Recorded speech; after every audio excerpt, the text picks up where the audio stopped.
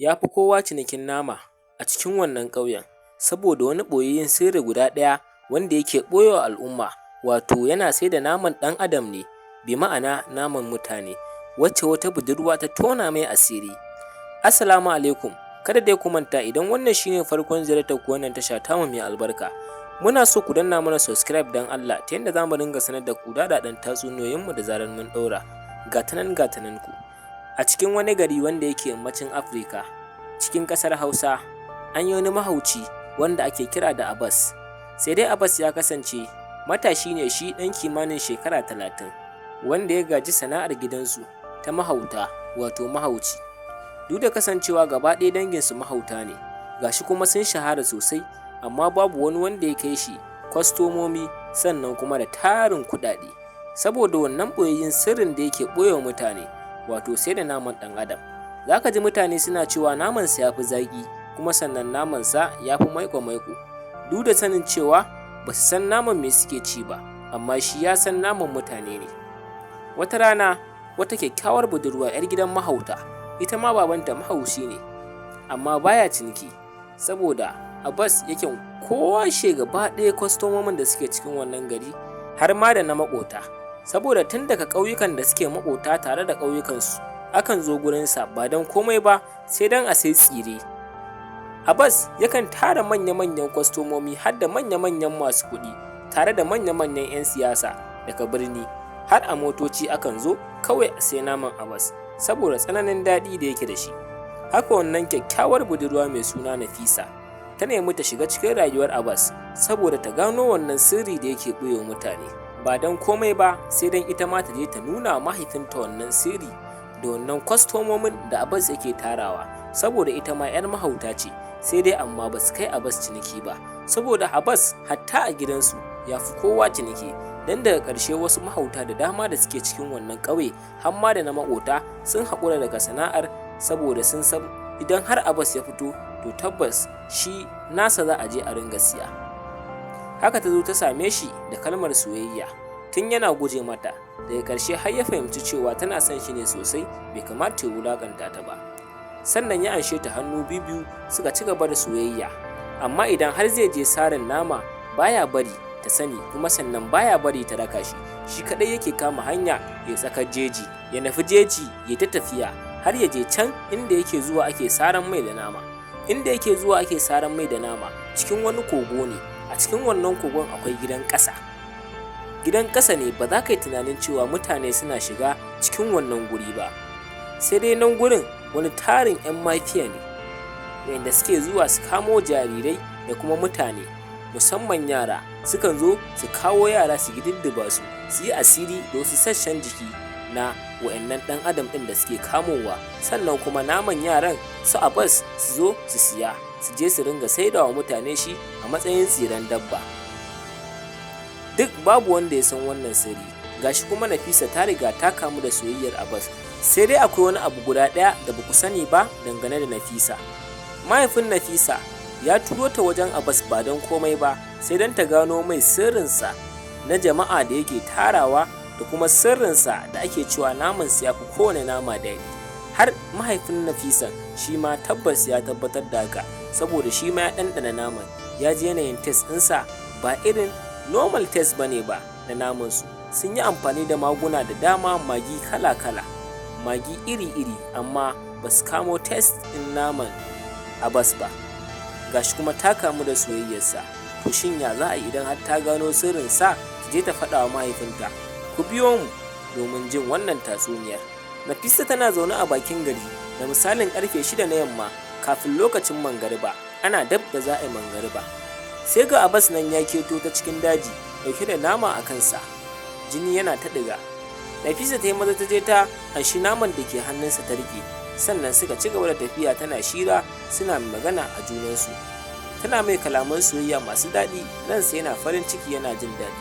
Duk da kasancewa yana ɓoye mata wasu abubuwa, daga ƙarshe har ya dawo ya daina ɓoye mata wasu abubuwan, har takan kama mai nama ya daddasa a kan tebur, sannan ya zo ya tsiransu ya fito da su.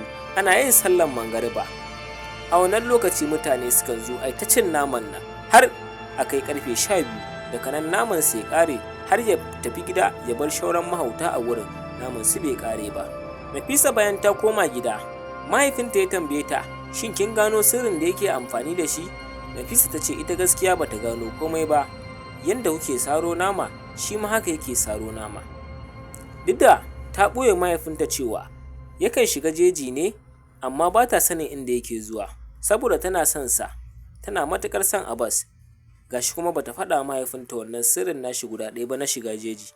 Nafisa ta tafi ɗaki tana ta tunani kan cewa idan har ya shiga jejin nan to ina yake zuwa.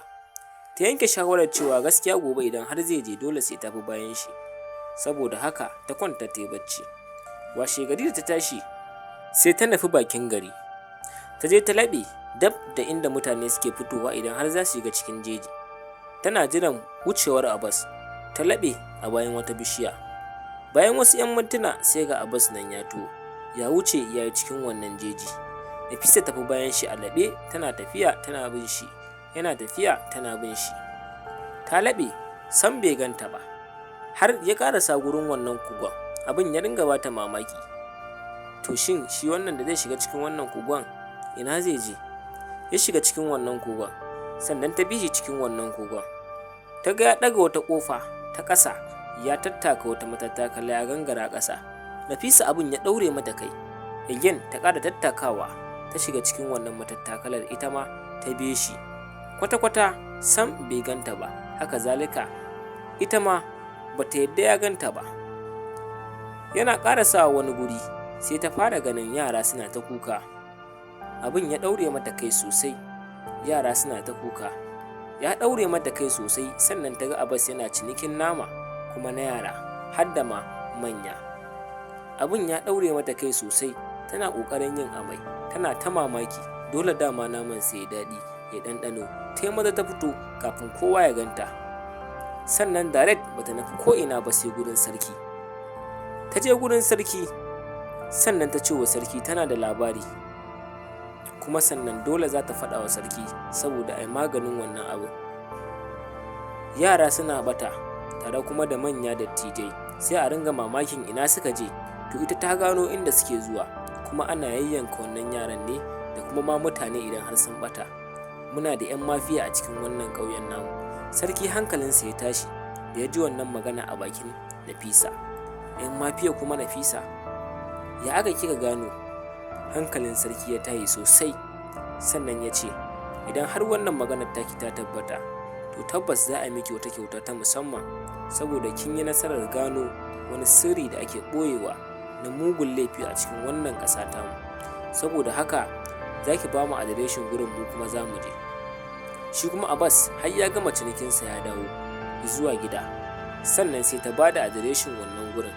Saboda ta yi jinkirin ba da adireshi kada a je a tarar da Abbas a gurin, wato saurayin nata kenan, sai ta yi jinkirin ba da adireshi ta ɗauke sarki da shi. Can sai ta ba da adireshin. Sarki ya tura manya-manyan fadawa mayaƙa sosai saboda a je a tabbatar. Ana zuwa da suka je ba su ga komai ba, sai suka dawo suka ce wa sarki sun je cikin wannan kogon fa ba komai. Sai Nafisa ta ce musu ai ba za su gani ba saboda hanya ce ta ƙasa. Abin da ya sirri ne, wani gida ne a cikin ƙasan kogon, a nan suke harkar lolinsu. Sarki ya ce to mu je. Aka tafi da har sarki har Nafisa aka tafi da ita. Ana zuwa sai aka shiga cikin wannan guri, aka tarar da yara suna ta kuka, an ɗauko ɗaya daga cikinsu za a yanka. Sarki ya ja wata tsawa, kowa hankalinsa ya tashi, gashi babu damar guduwa. Suka ringa mamaki ya aka yi haka ta faru.